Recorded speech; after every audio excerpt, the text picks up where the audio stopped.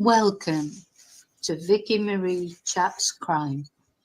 Please remember to like, subscribe and press the notification bell. Thank you for watching and thank you for caring about Hollie Gazzard.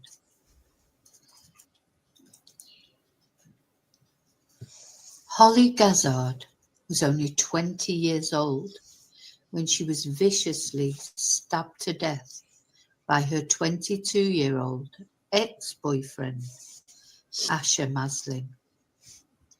Incredibly, this happened in front of other people at the hairdressing salon where she worked in Gloucester, Fringe Benefits and La Bella Beauty Salon. Yet another example of a woman having the audacity to want to finish a relationship and a young man not being able to accept rejection. What can possibly be done about this breakup violence or domestic violence, coercive control? It truly is never ending. But today I want to tell Hollie's story. Thank you for caring enough to watch this video. Thank you for caring about Hollie. A good voice for her. And today in this video, I'm going to make an effort to be her voice. I hope I do her justice. Hollie's family say that when she was young, she was sporty. She loved all sports and she was a little bit of a tomboy. She was fun-loving, and as she got older and blossomed, she did become more girly, and the tomboy in her subsided somewhat as she became interested in makeup and especially hair. Hollie no longer has a voice, though her family have. Her dad Nick said she always changed her hair. He never knew what her hair would be like the next time he saw her. Long, short, curly, straight, even shaved.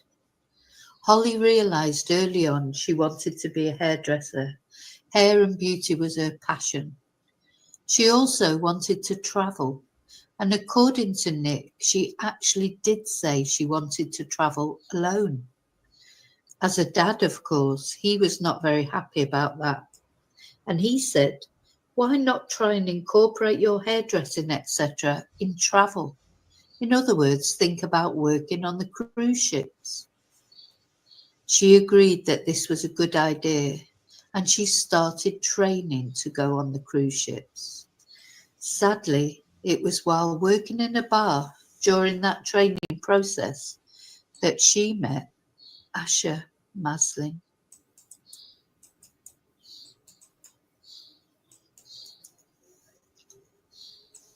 Almost immediately, there were red flags for Hollie's family. When Hollie took Maslin home for the first time, her mum Mandy said, "Oh no, not him." She remembered him vaguely as a trouble causer at the school she worked at. So Hollie's parents weren't really happy with her choice of boyfriend. But I mean, what can you do? The thing is, she seemed happy with Asher in the beginning. And also, to be honest, the biggest way to push people together, as we know, is to try and force them apart, as far as young people are concerned. So they said nothing or not much, and they just hoped that this relationship would run its course. Hollie was leaving soon for the cruise ships, and she went to London to finish off her training.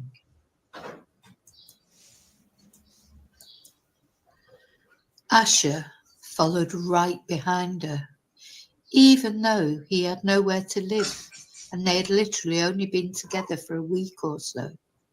Another massive red flag. Stalking behaviour right in the beginning of their relationship, before their relationship had even really got going. The time came for her to set off on her first cruise. She was really excited. She was looking forward to this adventure, and she was bubbling with excitement. Only a week later, she was on the phone to her parents, saying she wanted to come home. She explained it by saying she was simply homesick. So home she came, and she got a job at a local hairdressing salon, which meant she could be with Asher.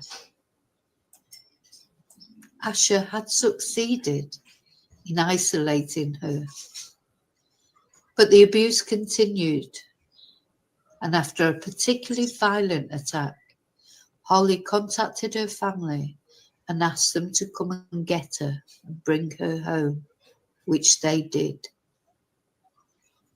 Asher once again followed close behind, getting a member of his family to bring him back to Gloucester the very same day.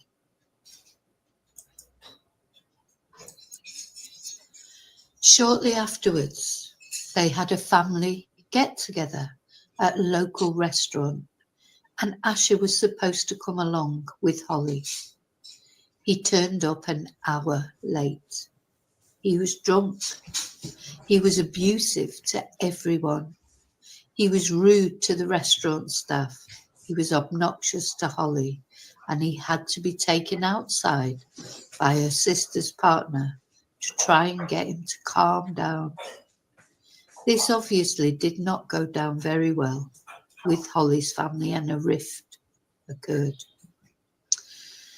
Hollie and Asher went back to live in London. This guy would not be shaken off. This is really such another massive red flag. The trouble is, what do? You're trying to tell them that you're not interested in them anymore, and they're just not listening. The thing is, you can't stop someone from moving to London to Gloucester. It's not against the law. So Hollie started working at the beauty salon, where she was unfortunately eventually to be murdered, and continued an on-off relationship with Asher, which of course also was a bad idea.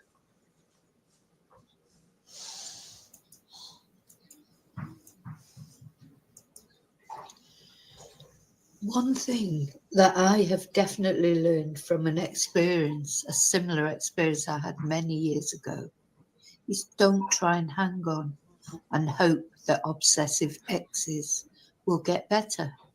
They won't. The thing is, when you've had a relationship with someone and you've been really in love with them, it is very difficult to accept that they could do these horrible things to you. It's easier to lapse back into the relationship because you remember the nice side that cares about you, the side when they weren't drunk and when they weren't being horrible or jealous. That's in your mind as well. So it's hard to break the relationship off completely. Also, you feel sorry for that person. That's something I remember clearly, being worried that they might do something to themselves. But these people, they're clever. They play on your emotions and they know exactly how to get around you. Honestly, sometimes I think they see you coming.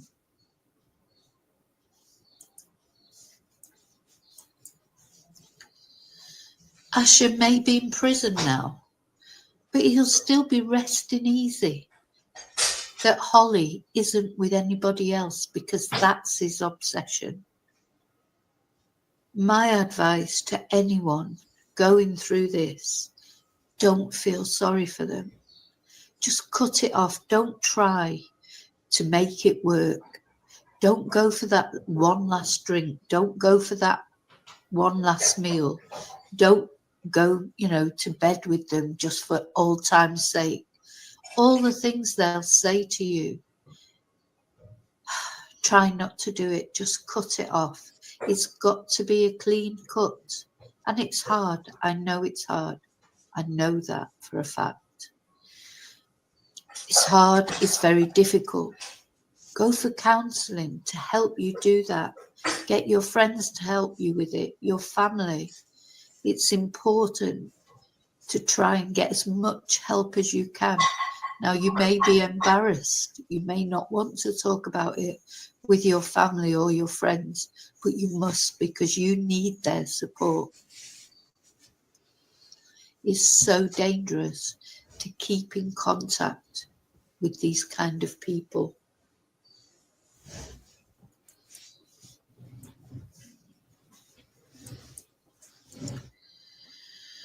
On February the 14th, 2014, Hollie went out with Asher to try and tell him for once and for all that they were over. Definitely, he will have put a lot of pressure on her for Valentine's Day. That's 100% certain. These relevant dates, they mean a lot to these kind of people.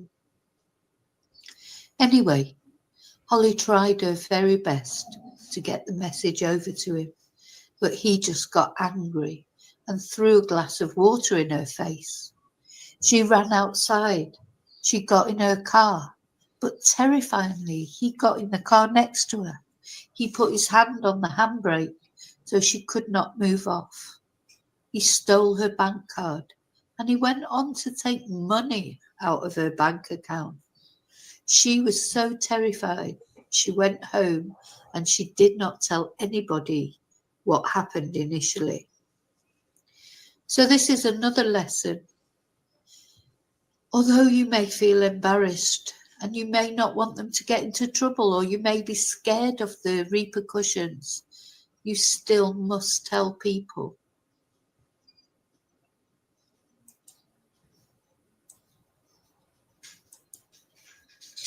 Finally, Hollie did tell her family the following day, and off they went to the police station to report it. While they were in the station making a statement, Hollie ended up talking about other things that had happened that her family knew nothing about.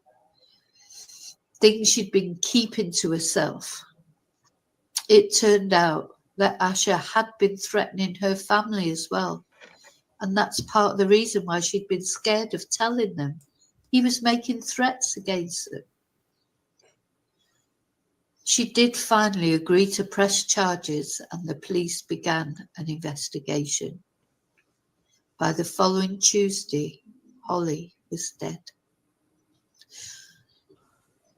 On that Tuesday, she worked as normal and she did not hear anything from him that day, and everybody was breathing a sigh of relief, thinking that maybe finally Asher had got the message and he would leave her alone. Unfortunately, leaving Hollie alone was the last thing on Asher's mind.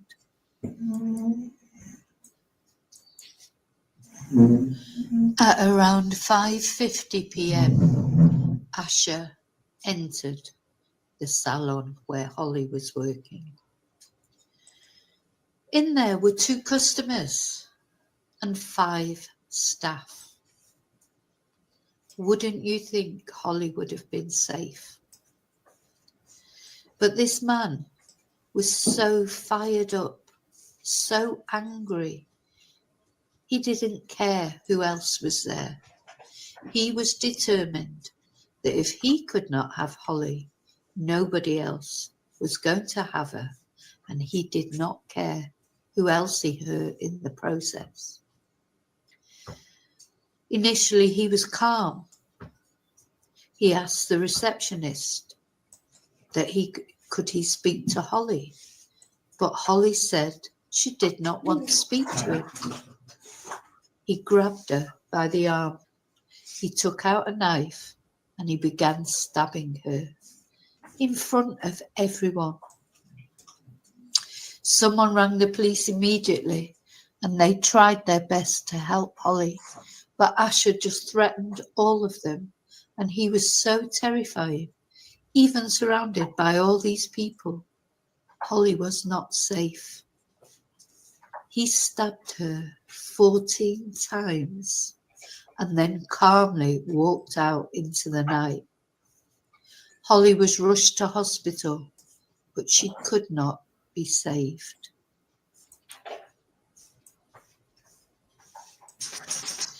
The following day, police officers recovered a knife that had been discarded at a building site near to the salon.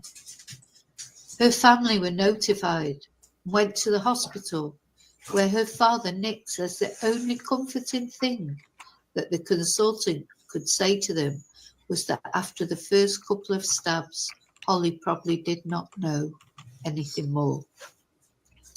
They couldn't go in to see their daughter because she was considered a crime scene. Asher was still a free man. He had not been apprehended, so the family were all in danger because of the previous threats he had made to Hollie about them. The family were taken home by armed escort and then taken to a safe house while the police concentrated on tracking Asher down. Finally, on the 19th of February, Asher was arrested and the family could at least return to their home to try and assimilate this awful tragedy and what had happened to Hollie. Although the evidence was overwhelming, Asher did not cooperate and showed no remorse whatsoever.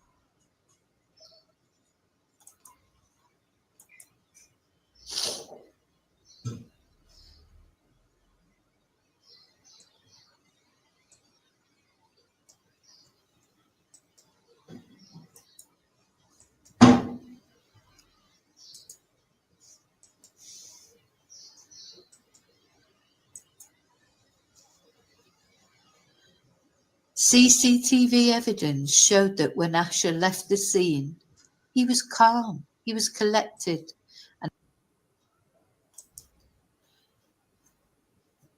CCTV evidence showed that when Asher left the scene, he was calm and collected. On that same day, he'd taken his DVD player and pawned it, and with that money, he had bought the knife that he killed Hollie with. Imagine not even having enough money to buy a knife. What a loser, what a waster. He didn't have enough money to buy a knife himself, so he had to pawn his DVD player. That is the loser that Asher was. That's what he had to do to buy the knife to murder his ex-girlfriend just because she did not want to be with him. So he sold his DVD player for £5 and he bought a knife for £3. What did he do with the other £2? Buy a Mars bar.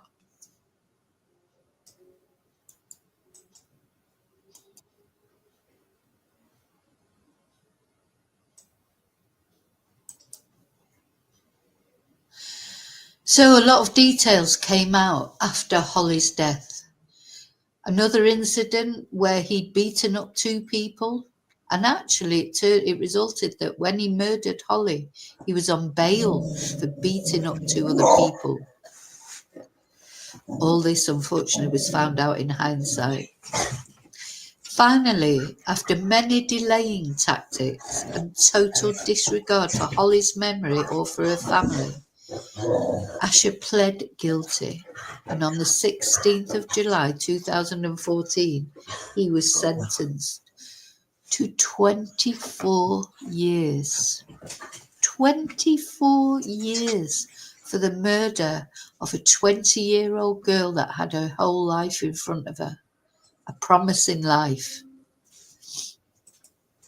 He's not even 25 himself when he was sentenced, so he's going to be less than 50 when he comes out or has a chance of coming out. 24 years for the premeditated murder of a 20-year-old girl on the brink of her life. People can talk about all sorts of things, things that go on social media. You see people whinging about this, whinging about that, about the justice system.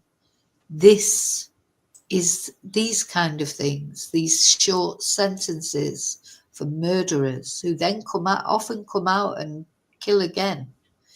These are the real absolute travesties of justice in my eyes that go on. Someone takes a life premeditatedly and gets a sentence of 24 years, and they'll possibly be out of prison before they're 50. As Hollie's father said, there's no parole for families. There's no chance of parole. Oh, what is it you've got? 24 years, you get your life back. You can start rebuilding your life with the help of the prison system, etc. There's no parole for families. They never, ever get out of their sentence. They'll never get Hollie back. They've got to deal with her murder for the rest of their lives. Their sentence goes on forever. Every milestone, every anniversary, thoughts of that Hollie will not get married, will not have children, all the plans she had, all the hopes and dreams she had, that this man took away from her, and had already started taking away from her before he murdered her. Makes me so angry, especially in a case like this where Asher has shown no remorse. It was clearly premeditated, and also then afterwards he tried to play psychologically with the family on the video. But I just want to talk about what Asher's mum said, Sam said at the time, because she actually begged the police to arrest Asher. She knew his mental state was deteriorating, and she begged the police to arrest him. They didn't. So she said, his mental health was deteriorating and I felt he was unsafe. I begged the police to arrest him because I didn't want him going round and causing trouble for Hollie and her family, but it just did not happen. I was worried he was going to lose his temper, but I never in a million years thought he would do what he did. So Sam Maslin said she begged police to arrest her son before it got out of hand. And the Independent Police Complaints Commission said it had identified areas of learning. A spokesman said, based on the evidence gathered in the investigation, we have not recommended misconduct action, although we identify areas of learning for individuals and the force, a spokesman said. We've heard that often before, haven't we?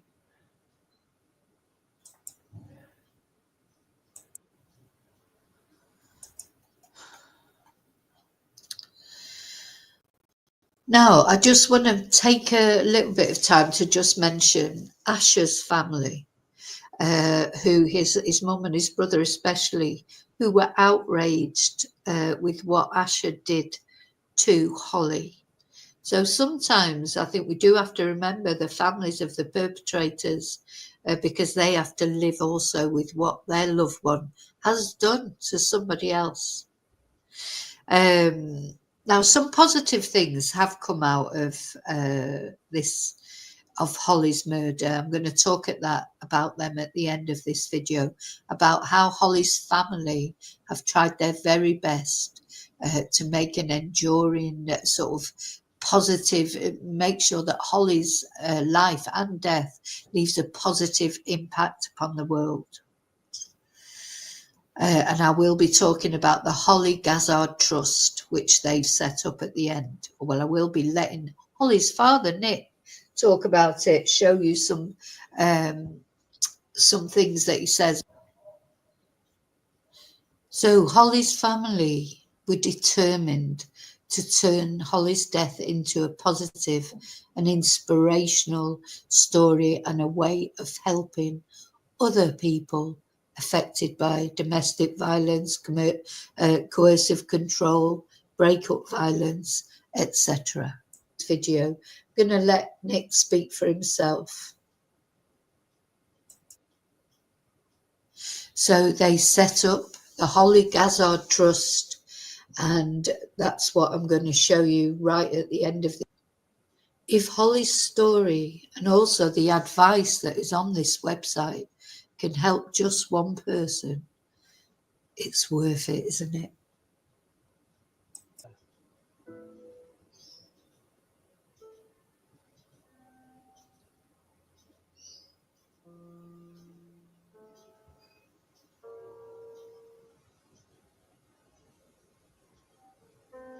I always remember when I first became a father, and the joy was immense.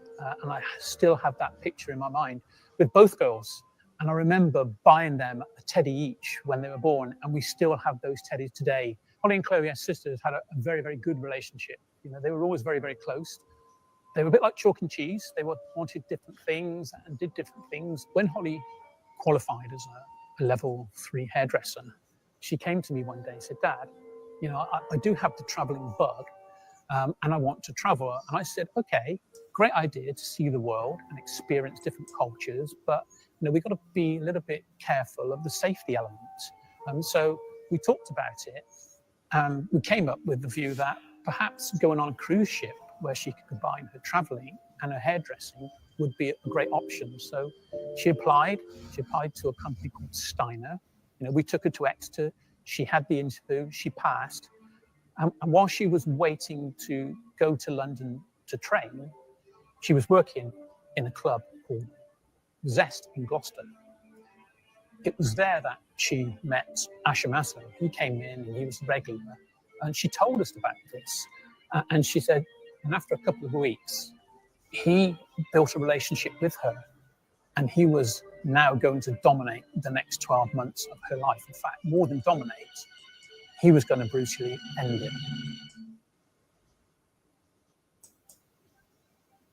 When we took her up to London on the Sunday evening, we found out that on the Monday, Maslin had travelled to London as well to be with her. You know, he didn't have a job, he didn't have anywhere to stay, but he was infatuated with Hollie, and that's why he followed her to London. After 5 weeks training with Steiner in London, she got the call to go on a cruise ship. She was only 19, but she was allocated to the celebration ship, a part of the Carnival line in the Bahamas. She gave us the call. We went up to Watford to pick her up and take her to Heathrow so that she could board a flight to Miami. And there she was. We thought 9-month contract, happily on the ship, doing the job that she wanted to do. But within a week, she telephoned us and said, "Dad, I want to come home. You know, can you arrange flights to get me home?" Now, we thought that was really strange because Hollie was the type of individual who was very strong. And when she set her mind on something, she would follow it through. So we could not understand why, you know, having thought about this for a period of months, given her job up, did all the training, suddenly after a week, she wanted to come home. It just didn't make sense to us. But obviously, first port of call, we wanted to get Hollie back because that's what she wanted. So we arranged the flights and we brought her back to Gloucester. She didn't say much. She just said, you know, it didn't suit her. But what she did say was that she loved that London lifestyle, that fast-paced passion she had for fashion. And she wanted to go back to London to train. So, you know, she quickly got a job in Edgware as a stylist in the April 2013. And then we found out that Maslin had followed her. To be honest, we didn't think a lot of it. You know, we didn't know anything about coercive control. We didn't know anything about stalking or domestic abuse. You know, it never entered our mind. We'd never come across it before. And in May, she came back to Gloucester for the weekend because it was my wife's birthday. Maslin came back with her. We'd booked a table at a local restaurant. And because he was with Hollie, we invited him as well. So we were all there, sat at the restaurant. He turned up an hour late and he'd been drinking. He was drunk. What we then saw was, I believe, the true character of Maslin. He was manipulative. He was abusive, not only to Hollie, but to the other people in the restaurant, to the owners. He was clicking his fingers. It was the way he spoke to her and what he said. You know, it was degrading. It was treating her like a piece of dirt. It was treating her like a slave. And I didn't like that. You know, this is my daughter you're talking to. Chloe's partner had to take him outside to tell him to stop. And I said to her, you know, if you want me to get involved, please let me know. Hollie said, no, it's fine, Dad, not a problem, I can handle it. I was quite happy to let Hollie deal with it because she was that strong character. After that, on the Sunday, you know, we were a bit concerned that Hollie was going back to London with him because we saw a different person.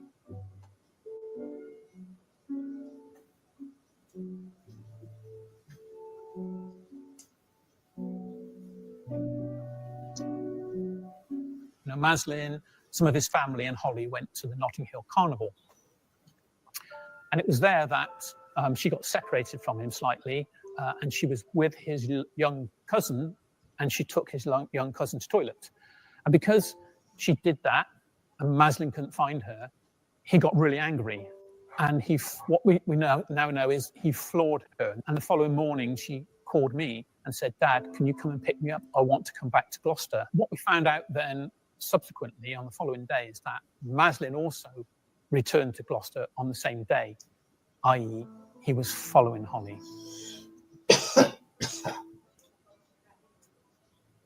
I know she got a good job in a local salon for fringe benefits as a stylist.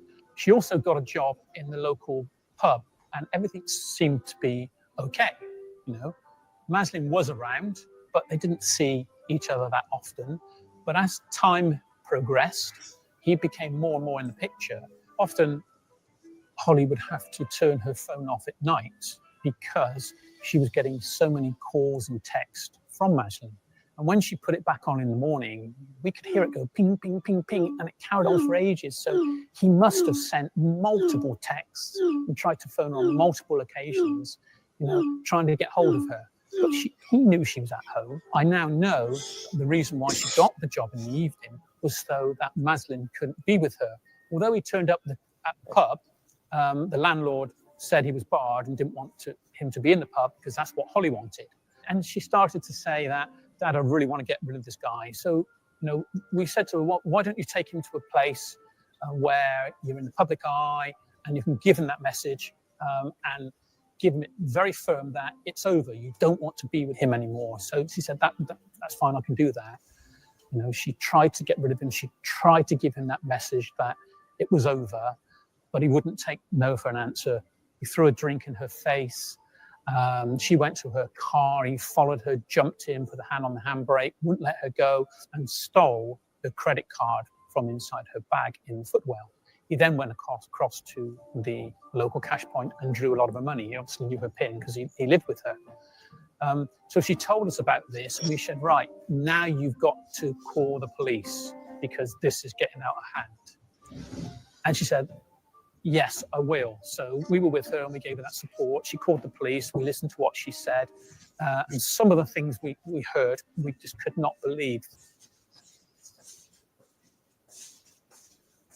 He took his DVD player into the local cash converters and exchanged that for £5. He went to the local Wilkinson store and he bought a kitchen knife. And they know from following him around Gloucester via CCTV that he'd been walking around for 2 or 3 hours before he knew that, you know, around about 6 o'clock in the salon, it'd be relatively empty, and that's when he could strike. So again, he went in at, I think it was about 10 to 6.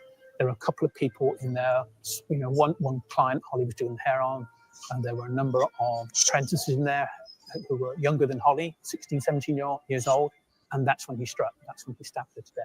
I think he killed Hollie because he couldn't have her. And as he was a narcissist and he loved himself, he knew he'd lost her from the instant on Friday night when she told him it was over. So the ultimate power that he had was to take her life, and that's what he did.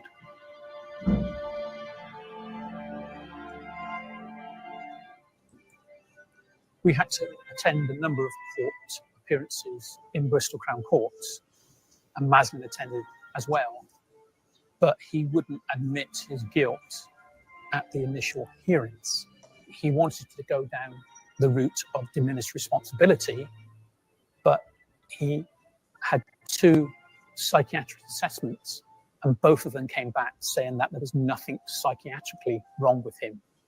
We imagine his briefs were telling him that, but he wouldn't take that on board, and I think he dismissed at least 1 set of briefs, maybe 2, before on the 3rd hearing he finally admitted his guilt.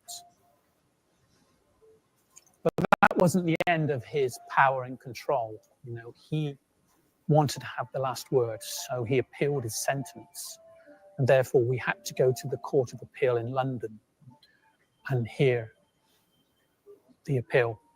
And I can always remember him being brought in with his armed guard and being in a cage at the top right of the courts, you know, their old-fashioned courts. And after half an hour, the 3 High Court judges dismissed his appeal. And that was really the end of his power and control.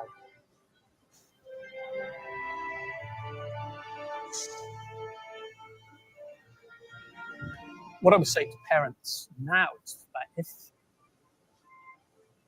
they detect any evidence of controlling relationship issues, then talk to a professional. You know, there are lots of professionals around, whether they're local or national. You can get the numbers on the internet, but talk to them because they can advise you what to do.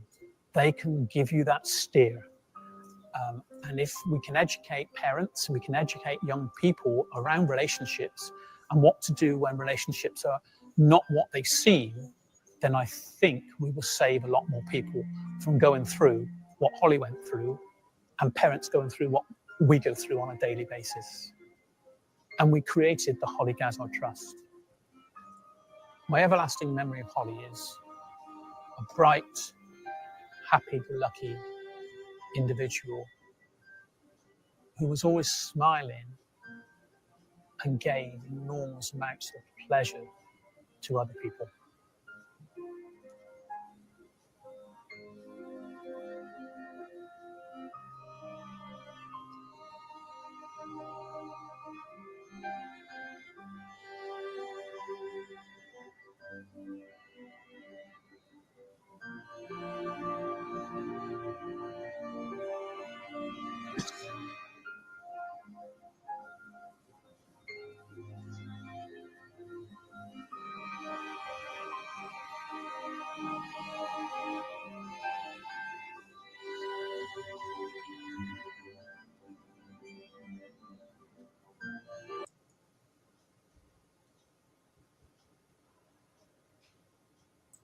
So,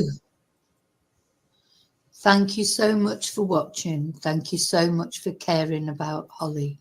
And until I see you again in the next video, may your God go with you. Rest in peace, Hollie.